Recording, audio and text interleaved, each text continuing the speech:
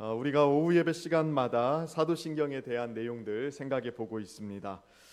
지난주까지는 사도신경의 앞부분 서론적인 내용들만 생각해 봤죠. 삼위일체 하나님의 내용들을 먼저 생각해 보면서 사도신경이 성부와 성자와 성령 하나님, 이 세 하나님, 삼위일체 하나님을 고백하는 내용들로 가득 차 있다고 우리가 생각해 보았습니다.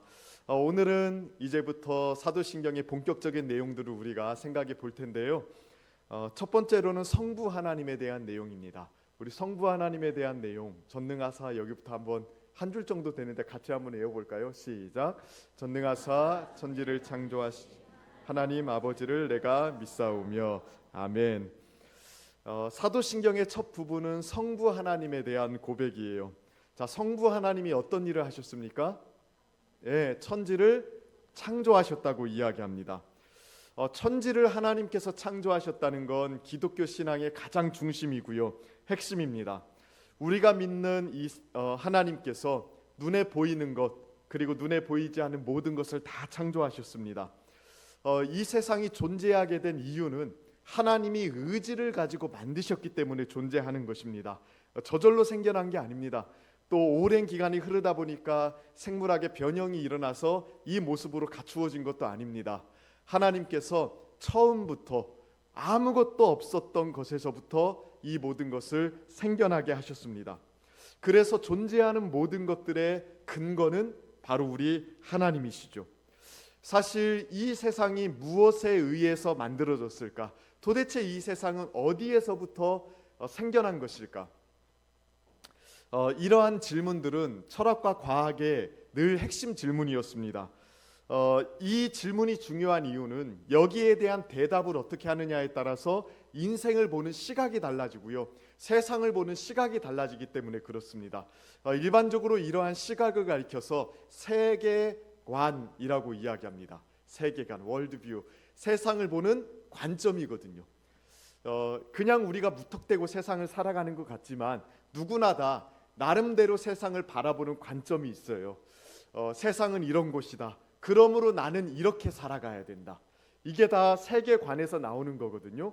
예를 들어서 세상은 전쟁터다. 강한 사람만 살아남는다. 이렇게 세상을 바라보는 사람은 어떤 자세로 세상을 살아가게 될까요? 어떻게든 이기려고 살아가겠죠. 도태되지 않으려고 살아가겠죠. 사실 다윈의 진화론이 제공하는 관점이 그거 아닙니까? 적자생존 들어보셨죠? 교과서에도 저희 때는 나왔었는데요. 적자생존, 적합한 개체들, 또 강한 개체들만 살아남는다. 그래서 지금 존재하는 모든 것들은 강하기 때문에 살아남은 것들이다. 그러니까 그들이 바라보는 세상은요, 치열한 세상이에요. 강한 자들만 살아남는 세상. 이런 것들이 이제 사회학이라든가 또 정치학에 투영되면 진짜 누가 강한 위치를 차지해서 고지를 점령하느냐, 누가 더 많은 능력을 가지고 다른 사람을 굴복시키느냐, 이 관점으로 세상을 바라보고 자신의 삶을 설계하는 거거든요. 이게 다 세계관의 문제입니다. 일반적으로 세계관은 세 가지 고민을 해야 잘 형성이 되거든요. 첫 번째로는 내 인생이 혹은 이 세상이 어디서부터 왔을까? 어떻게 보면 조금 고리타분한 질문 같아요. 또 요즘 친구들이 볼 때에는 너무 예스러운 질문이라고 생각할지도 모르겠습니다.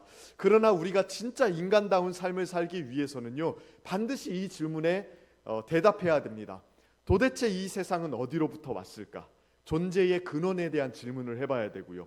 두 번째로는 무엇에 의해서 이 세상이 이렇게 규칙적으로 움직이는 것일까? 아침마다 해가 뜨지 않습니까? 그렇죠. 해는 어디서 뜨나요? 동쪽에서. 이쪽이 동쪽인 것 같죠? 이쪽.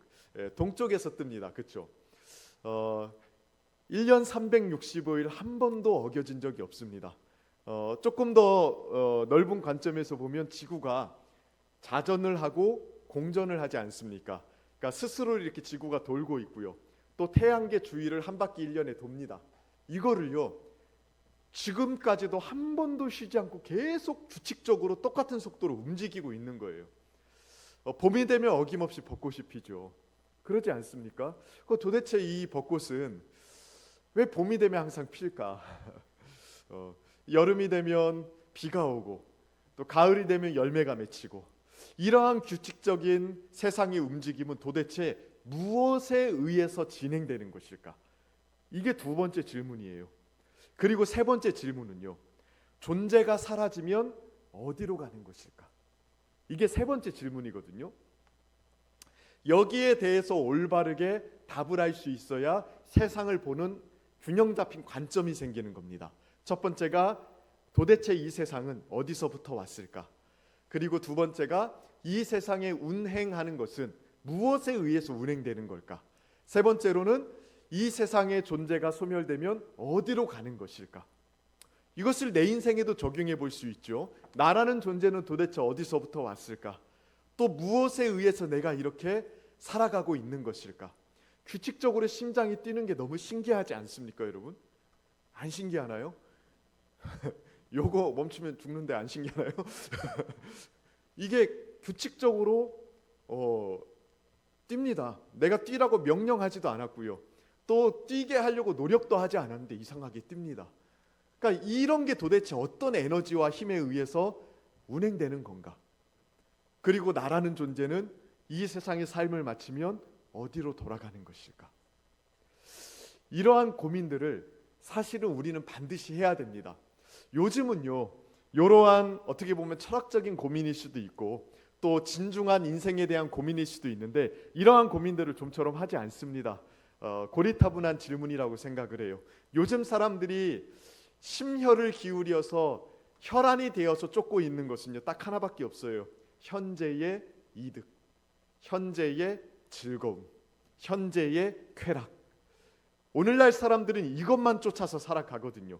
그러다 보니까 내 인생이 어떻게 해서 이 땅에 존재하게 되었고, 무엇에 의해서 내 삶이 이 세상이 유지가 되고 있고, 또 어디로 도대체 이 세상과 우주는 가고 있는 건가?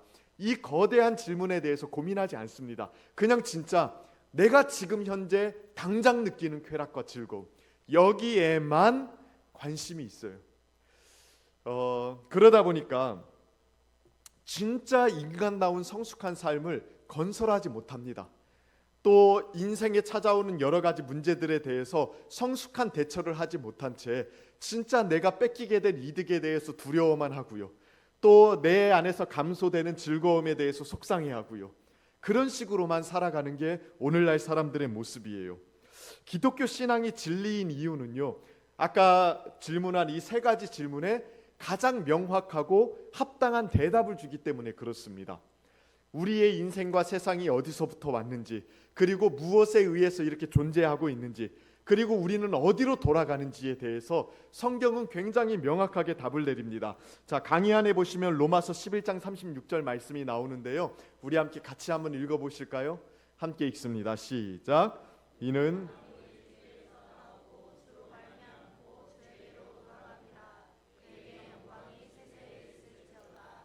네, 성경의 우주관, 성경의 역사관을 단 한 줄로 요약하면 이겁니다. 만물이 누구에게서 나와요? 주에게서 나오고, 누구로 말미암아요? 주로 말미암고, 누구에게로 돌아갑니까? 주에게로 돌아가는 것. 이게 성경이 제공하는 세계관의 핵심이에요. 모든 것이 주님으로부터 나왔습니다. 그리고 모든 것이 지금 유지되고 존재하는 이유는 주님으로 말미암는 거래요. 그리고 모든 존재가 소멸하면 누구에게로 돌아갑니까? 주님께로 돌아갑니다. 이게 우리 인생의 큰 맥락이고 흐름입니다. 여러분은 이 줄기를 잘 붙들고 살아가고 계십니까? 세상에 존재하는 모든 것, 또 역사의 흐름, 인생의 그 역사들, 이런 것들은 하나님이 없으면 도무지 설명이 안 됩니다. 하나님으로부터 왔고 하나님으로 말미암고 하나님께로 돌아가는데, 하나님을 빼버리면 어떻게 우리 인생이 설명이 되며 이 세상이 어떻게 설명이 되겠습니까? 그래서 가장 중요한 건 하나님을 붙잡는 거예요. 하나님을. 무엇보다 사도신경의 첫머리에서는 전능하사 천지를 창조하신 하나님에 대해서 이야기하죠. 자, 하나님으로부터 모든 만물이 나왔다는 거예요. 모든 만물은 하나님의 의지에 의해서만 존재합니다. 그리고 이 만물이 유지되는 것도 누구에 의해서? 하나님에 의해서입니다. 만물이 하나님으로부터 나오고 하나님에 의해서 유지가 되니까 누구에게로 돌아가겠습니까? 하나님께로 돌아가겠죠. 그래서 전능하사 천지를 창조하신 하나님 아버지를 믿는다는 이 고백 안에는 온 우주의 전체 역사가 하나님께 달려있다는 것을 고백하는 믿음이 담겨 있는 거예요. 이 하나님을 전적으로 의지하시는 우리 성도님들 되기를 바랍니다. 이 고백이 단순히 우리의 생각과 관념의 고백이 아니라 진짜 하나님께 온 마음을 다해서 드리는 고백이 되길 바라고요.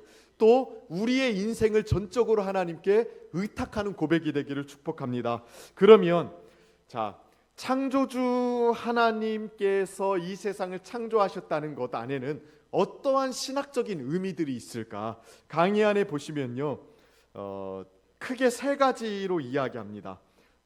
하나님께서 이 세상을 창조하셨다라는 것, 소위 기독교 유신론이라고 이야기하는데, 하나님이 세상을 창조하셨다는 것 안에는 크게 세 가지 신학적인 의미가 있어요. 자, 괄호 1번으로 되어 있나요? 네, 하나님께서 무로부터, 여기 한번 같이 한번 읽어볼까요? 시작. 하나님께서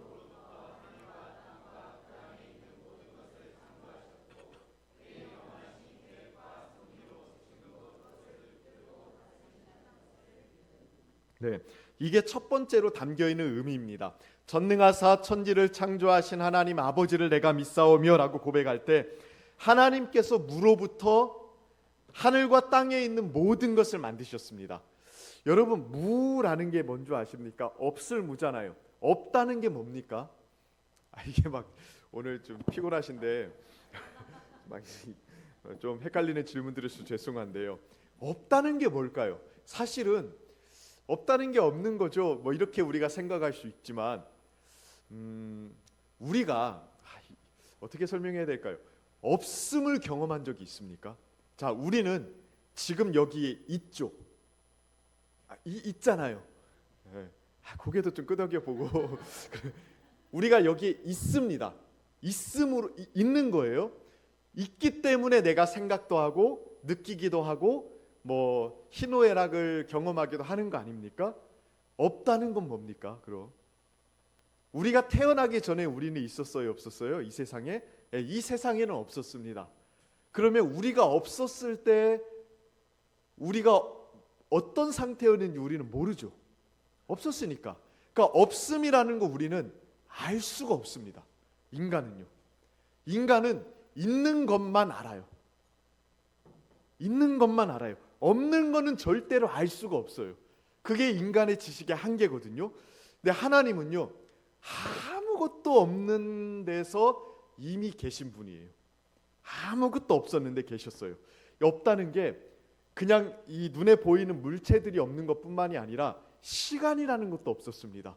시간이라는 것도. 시간도 하나님이 천지를 창조하시면서 만드신 거거든요. 시간도 없었고요. 공간이라는 것도 없었습니다.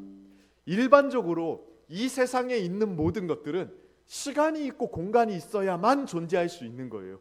그러지 않습니까? 뭐 예를 들어서 뭐 여기 핸드폰이 있잖아요. 이 핸드폰도 공간이라는 게 있으니까 여기 이렇게 놓여질 수 있는 거죠. 그렇죠? 그러니까 공간이 없으면 이게 존재할 수 있나요? 공간이 없다는 건 요거잖아요. 요거. 이 안에는 공간이 없는 거잖아요. 공간이 없으면 아무것도 존재할 수가 없어요. 그리고 시간이 없으면 어떤 것도 있을 수가 없습니다. 그런데 하나님께서는 시간도 없고 공간도 없는 상태 속에 계셨습니다. 그래서 하나님은 언제나 시간을 초월해 계시는 분이고요. 공간을 초월해 계시는 분이시거든요. 이 무로부터 눈에 보이는 것과 눈에 보이지 않는 모든 것을 창조하셨습니다. 그리고 창조하실 뿐만이 아니라 모든 것을 유지시키고 계십니다. 아까도 제가 이렇게 우리 심장이 규칙적으로 뛰는 게 참 신기하다 이런 말씀 드렸잖아요. 오늘 정확한 속도로 콩닥콩닥 이렇게 뛰고 있는 이유는 하나님께서 실시간적으로 우리 심장에 에너지를 공급해 주고 있기 때문에 뛰는 것뿐이에요. 한순간도 하나님이 이거를 잠깐이라도 놓아버리면 아무것도 아닙니다. 우리는. 지난번에도 한번 제가 예화로 들었던 적이 있는데 우리 어르신들은 아마 보지 않으셨을 것 같은데 청년들은 봤을 거예요. 그 어벤져스 영화 아십니까? 그 마블이라는 그 약간 영화 거기서 만든 건데 이 어벤져스라는 영화 그 시리즈가 있습니다. 나름 좀 재밌어요. 저도 그 좀 좋아하는데 근데 거기에 보면 그 타노스라는 아주 그 최고 악당이 나와요. 근데 이 녀석이 이제 뭐 이렇게 뭐 끼고 나서 장갑 같은 거 끼고 한번 딱 튕기면 온 존재가 쫙 소멸해 버립니다. 온 존재가. 그래서 이제 어벤져스 영화를 보면 이 타노스가 한번 튕기거든요. 그래서 인류의 반인가요? 반이 이제 사라지거든요. 그게요 나름대로의 그 물리학의 법칙을 연구한 사람들이 실제로 불가능한 일만은 아니라고 이야기해요. 물론 손가락 튕기면 사라지고 이런 게 아니라 우리의 존재가 진짜 어떻게 보면 굉장히 헐겁답니다. 이게 뭐냐면 이게 제가 뭐 전문 지식인이거나 물리학자는 아니지만 이렇게 뭡니까 원자인가요 분자인가요 뭐 그렇게 보면 안에 핵이 있고 옆에 전자가 돌고 있대요. 그거 아십니까? 다 그렇게 되어 있대요. 이 핵이 있고 돌고 있대요. 근데 보세요. 핵이 있고 이렇게 돌고 있지 않습니까? 그럼 여기에는 빈 공간이잖아요. 그렇죠? 핵은 조그만해요. 그리고 이거 돌고 있는 것도 조그만해요. 여기는 다 빈 공간이에요. 근데 이것들이 합쳐져서 이런 물질이 되는 거래요. 그럼 이 물질은요 실제적으로는 빈 공간이 훨씬 많은 거예요. 빈 공간이 실제로 물체보다 빈 공간이 훨씬 많아요. 그래서 우리가 이걸 딱 짚는 게요 사실 빈 공간과 빈 공간이 훨씬 많은데 이걸 짚을 수 있다는 게 굉장히 이상한 거래요. 실시간으로 어떠한 에너지가 여기 작용해서 이게 투과가 되지 않고 통과가 되지 않고 잡을 수 있게끔 해주는 힘과 에너지가 작용하고만 있어야 된다는 겁니다. 그렇대요. 그런 게 있어요. 네. 그러니까 신기하지 않습니까? 그러다 보니까 이 핵이 있고 전자가 돌고 있는데 이 빈 공간이 많다 보니까 이 사이에 작용하는 에너지가 사라지잖아요. 그러면 무로 돌아간대요. 그럴 수밖에 없대요. 그러니까 우리의 존재가 얼마나 헐거운 존재인지. 그러니까 타노스라는 이 악당이 손가락 튕겼는데 인류의 반이 싹 사라지는 게 진짜 이 작용하는 에너지가 사라졌을 때 그 일이 가능하다고 이야기하더라고요. 신기하지 않습니까? 그러니까 이 말은 뭐냐면 하나님께서 실시간으로 우리의 존재를 유지시켜주지 않으면 이렇게 존재할 수 있다 없다? 없다는 거예요. 없다는 거. 내일 아침에도 우리가 기지개를 펴고 일어날 수 있는 거는 하나님께서 여전히 그 창조의 능력으로 동일하게 우리를 붙들고 계시기 때문에 우리가 존재를 유지할 수 있는 겁니다. 심지어는 그 카프카가 쓴 소설 중에 변신이라는 소설이 있거든요. 그 태어난 게 아니죠. 자고 일어나 보니까 자기가 벌레가 되어 있는 거예요. 벌레가. 그러니까 가족들이 얼마나 당황했겠습니까? 자고 일어났는데 벌레가 되어 있으니 얼마나 당혹스러웠겠어요? 그래서 이 벌레를 죽이냐 살리냐 이게 내 아들이냐 뭐냐 이런 고민들을 막 하다가 결국에는 이 벌레가 소외되어서 죽게 되거든요. 그러니까 약간 인간 소외에 대해서 이제 현대적으로 비판하는 소설이기는 한데 저는 그걸 보면서 좀 그런 생각을 또 해봤습니다. 진짜로 내가 내일 아침에 딱 일어났을 때 인간이 아니고 다른 걸로 존재할 가능성. 저희 집에는 강아지 한 마리가 있어요. 이름이 봉동입니다. 봉동이. 아주 지역색이 강한 이름인데. 근데 진짜 이 봉동이를 제가 안고 있으면서 얘가 강아지로 존재하는 이유, 또 내가 내일도 얘의 주인으로서 사람으로 존재할 수 있는 이유는요, 하나님께서 사람으로서의 본질을 창조적인 능력으로 계속 유지시켜 주기 때문에 그래요. 그러니까 이걸 우리가 느껴야 됩니다. 매일 매 순간 실시간적으로 하나님께서 우리의 존재를 유지시켜 주고 계십니다. 우리가 두 발을 디딛고 서 있는 이 땅, 이 우주도 하나님이 능력으로 붙들고 계십니다. 그렇기 때문에 우리가 지금 살고 있는 거예요. 그러니까 얼마나 기묘한 세상에서 우리가 살고 있는지 모릅니다. 우리가 사는 세상은 진짜 경이로움으로 가득해요. 오늘날 우리는 과학과 기술의 시대를 살다 보니까 이 세상을 바라볼 때에 경이로움을 많이 잃어버린 것 같아요. 옛날 그 교부들, 그러니까 초대교회 시절의 신학자들의 글을 읽어보면 그들이 세상을 바라봤을 때 언제나 이 세상 속에 하나님이 충만하다고 느꼈습니다. 꽃이 피는 걸 보면서 하나님의 실시간적인 성령의 능력이 이거를 피워내는구나, 이런 감탄들로 넘쳐났어요. 그러니까 그들이 보는 세상은 얼마나 경이로웠겠습니까? 사시사철 꽃이 피고 나무가 자라나고 푸르름이 솟아나는 이런 것들이 그들에게는 당연한 게 아니에요. 당연하고 자연스러운 자연 법칙에 의해서 그것들이 일어나는 게 아니라 실시간적으로 하나님이 능력으로 그것들을 꽃피게 하고 푸르름이 돋아나게 만들기 때문에 그렇게 되는 거거든요. 바람이 불면 그들은 하나님께서 숨결로 자기의 뺨을 간지럽힌다고 생각을 했어요. 그러니까 얼마나 낭만적인 세상 속에 살았겠어요. 근데 저는 이게 우리가 좀 회복해야 될 관점이라고 생각합니다. 우리는 이 세상을 기계로 바라볼 때가 진짜 많거든요. 자동적으로 척척척 시스템화되어서 돌아가는 기계 있잖아요. 그 기계의 관점으로 이 세상을 바라보다 보니까 굉장히 삭막하게 바라봐요. 하나님이 없는 세상 속에서 살아가고 있고 기계처럼 돌아가는 규칙적인 세상 속에서 살아가고 있다고 느끼지 경의를 느끼지 못합니다. 근데 저는 우리 기독교인들이요, 이 경이로움을 많이 회복해야 된다고 생각을 해요. 그래서 여러분, 벚꽃이 피거나 지금 뭐 다 졌지만 여기 앞에 동백꽃도 졌네요. 하여간 동백꽃이 피거나 아니면은 요즘 백꽃이 필 때인가요? 백꽃이 피면 이 경이로움을 좀 가지고 바라봤으면 좋겠습니다. 하나님이 만드셨고 하나님이 실시간적으로 이걸 하나하나 피워내시는구나. 하나님의 숨결과 능력이 없으면 이것들이 유지가 될 수 없구나. 이 사실 때문에 좀 감동이 넘치는 삶이 되었으면 좋겠습니다. 그게 전능하사 천지를 창조하신 하나님을 믿는 사람들의 시각이 되어야 돼요. 두 번째로, 창조와 섭리에 대한 신앙을 가지는 게 첫 번째고요. 두 번째로 괄호 2번을 한번 읽어볼까요? 시작. 그 하나님은 우리 주 예수 그리스도의 영원하신 아버지라는 것을 믿음. 전능하사 천지를 창조하신 하나님 아버지라는 말이 나오죠. 여기서 아버지라는 말에 우리가 조금 주목해 봐야 되는데, 하나님이 아버지라고 불리는 대상은 1차적으로는 우리가 아니라 예수님에 의해서 불려집니다.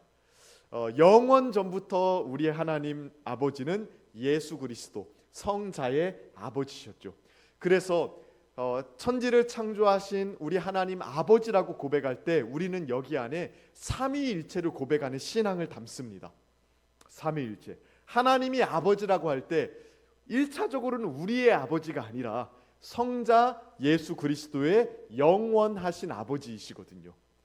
그래서 이 고백을 할 때 삼위일체를 좀 생각하셔야 됩니다.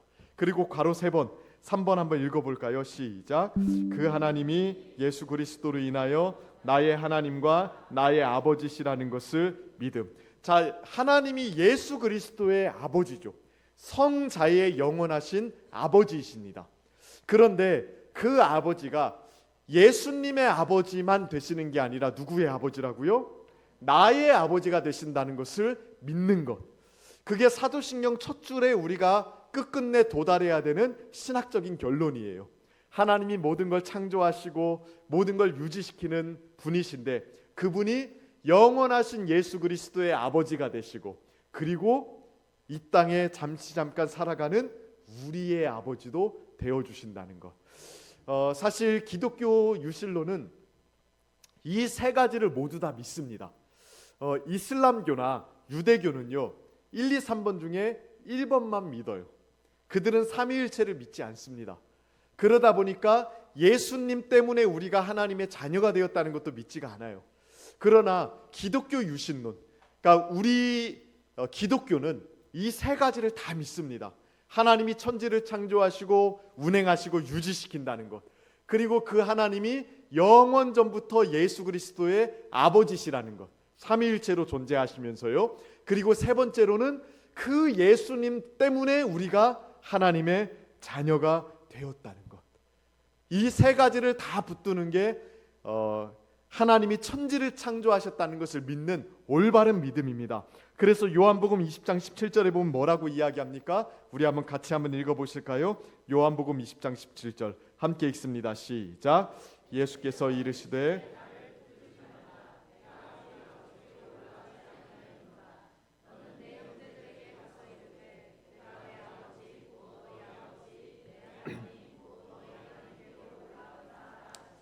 예수님께서 십자가에 죽으시고 부활하시고 나서 이루신 게 무엇인지를 제자들에게 말씀해 주신 거거든요. 뭡니까? 내 아버지 곧 누구의 아버지? 너희의 아버지. 하나님은 예수님께만 아버지셨습니다. 영원 전부터 성자 예수님은 성부 하나님을 아버지로 부르면서 영원한 교제 속에 있었어요. 근데 이제는 예수님이 십자가에 죽으시고 부활하심으로써 내 아버지가 누구의 아버지가 된다고요? 너희의 아버지, 우리의 아버지가 되어주신대요. 내 하나님, 예수님의 하나님이 곧 우리의 하나님이 되어주신다고 이야기했습니다. 그러니까 결국 창조주 하나님을 믿는 신앙이 어디로까지 이어져야 되냐면 우리의 아버지 하나님을 믿는 신앙까지 이어져야 되는 겁니다. 천지를 창조하시고 온 우주 만물을 운행하시는 그 하나님이 누구의 아버지라고요? 이제는 내 아버지예요. 예수님 때문에 이제는 내 아버지가 된 겁니다. 여기까지 가야 올바른 창조 신앙인 겁니다. 그러니까 단순히 하나님이 천지를 창조하시고 운행하신다 여기까지만 믿는 거는 한 50점 정도 되고요. 더 나아가서 그 하나님이 예수님 때문에 내 하나님이 되셨다는 것을 믿고 내 아버지가 되셨다는 것을 믿으면서 하나님이 내 아버지 노릇을 해주신다는 그 믿음으로 이 세상을 살아가는 것은 100점입니다. 그래서 이 신앙까지 나아가셔야 됩니다. 하나님께서 이 세상 만물을 창조하셨다는 것을 믿는 것은 객관적인 지식이 아니에요. 그분을 내 아버지로 삼고 아버지의 돌보심과 공급하심을 날마다 누리며 살아가는 것이 우리의 믿음이 되어야 됩니다. 그러면 창조주 하나님을 나의 아버지로 모시는 사람의 삶은 어떤 삶일까요? 이 세상에서도 좋은 아버지가 있다는 건 참 귀한 축복이죠. 근데 예수 믿는 사람들에게는 우리 하나님이 우리의 아빠가 되어 주신답니다. 근데 그 아버지는 천지를 창조하신 창조주이세요. 천지 만물을 움켜쥐시고 운행하시는 분이세요. 그분이 내 아버지십니다. 하이델베르그 교리문답이라는 것에 이 하나님이 우리의 아버지가 되신다는 내용이 정말 아름답게 표현이 되어 있더라고요. 그래서 제가 강의 안에 좀 담아봤습니다.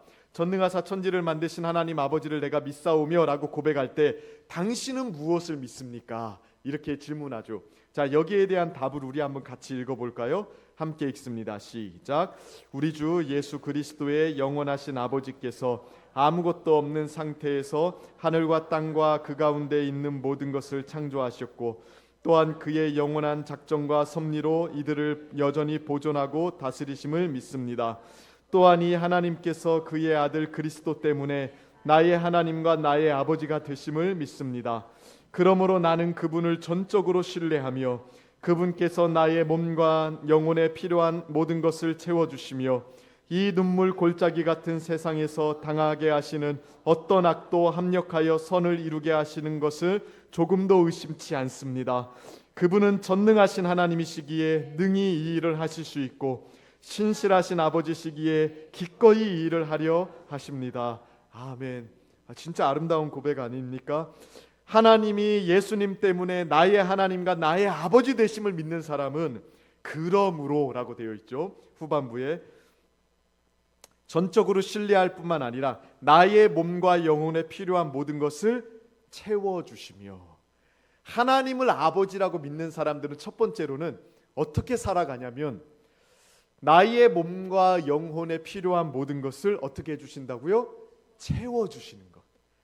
이게 창조주 하나님을 믿는 사람의 모습이래요.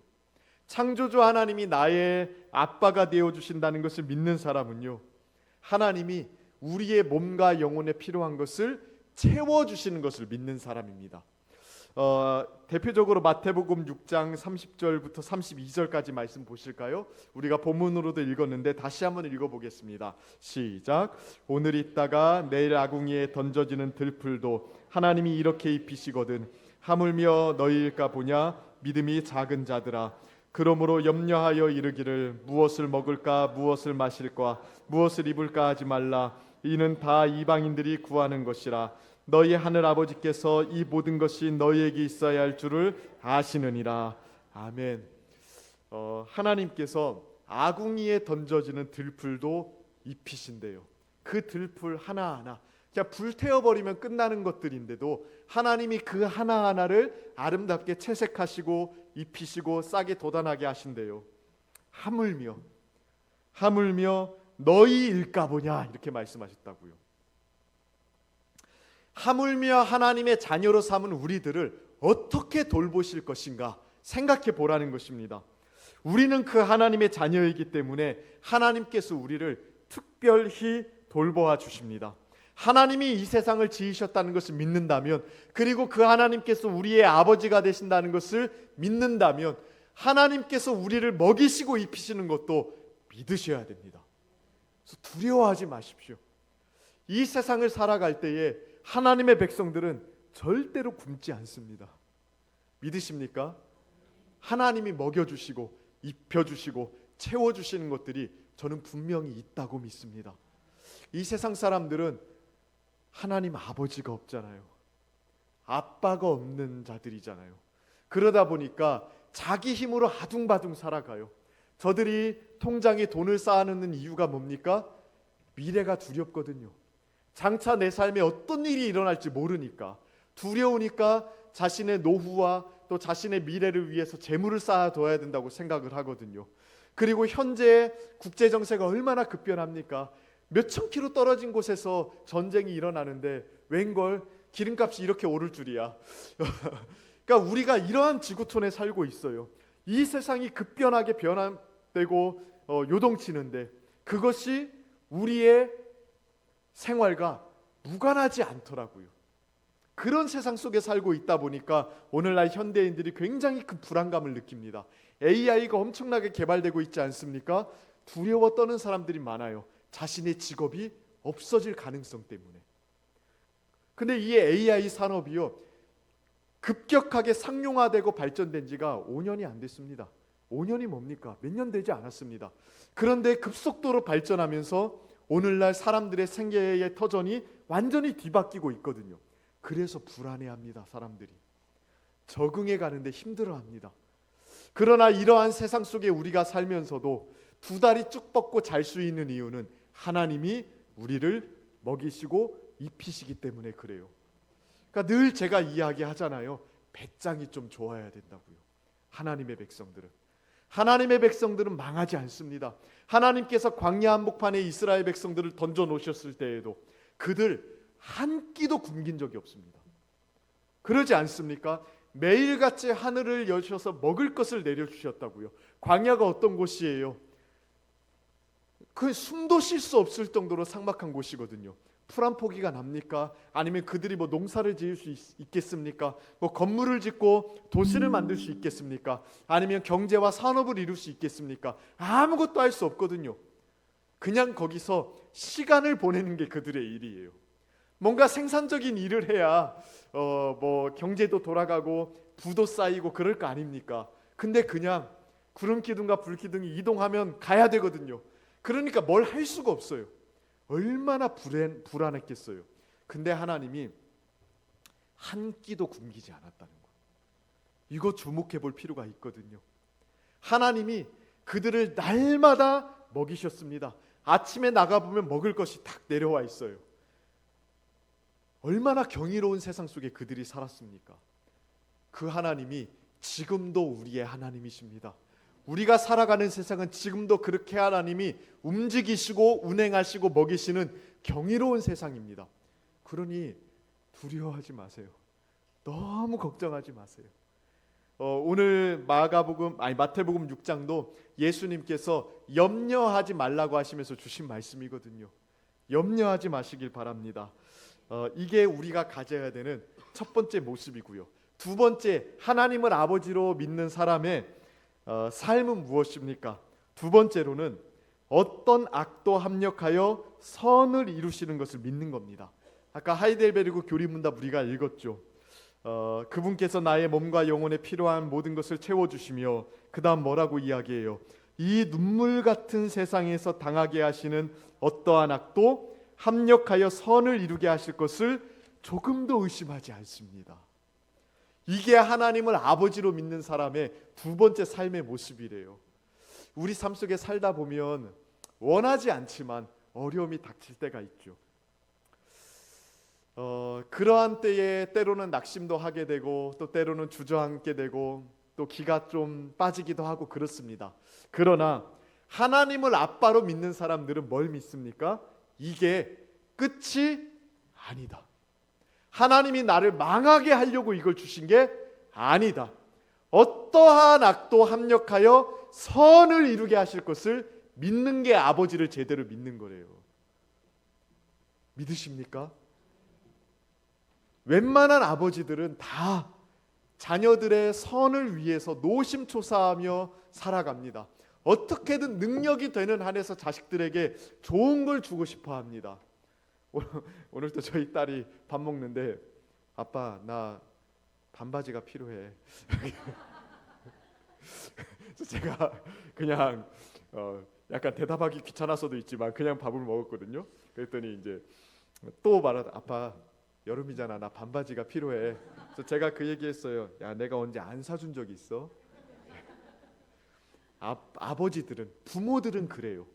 어떻게든 자녀들의 삶에 좋은 것으로 채워주고 싶어 합니다.